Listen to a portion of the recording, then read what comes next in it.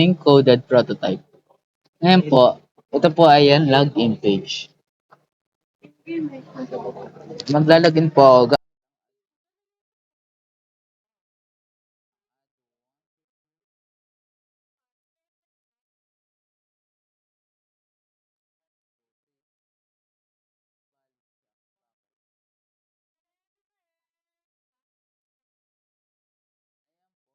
Ito po yung una namin UI.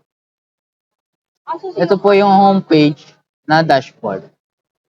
Ito po makikita yung logo, tapos profile, message, and notification.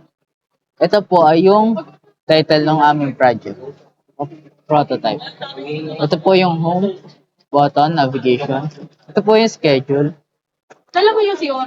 Sorry. Ito po yung schedule namin. At ito din po ang menu navigation. Para makalipat po. Ito po yung sa school. Ngayon po ay wala pa po.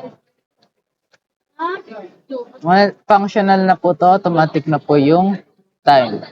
Connected po. Ito po ang mapa ng LSPU. Tapos ito po ang messages. Dito po pwede makipag-usap at nagpa-function na po ito. Pwede na po mag-send ng kung ano-anong salita. Send. Ayan po. Tapos,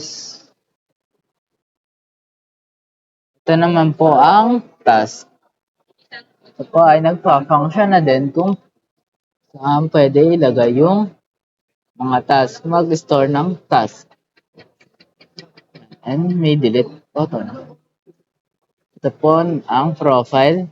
Paglalagay ng profile. Student name. Student ID. Logout button. Select course.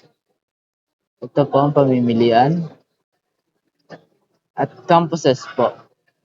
Choose San Pablo. Then, pwede po ilagay dito yung ID. Ay, location, address, mobile number, at ang email address o institutional email po ang logout or exit button ng still working on sa notification po. Pag-i-store ng mga notification. Ayun lang po. Maraming salamat po.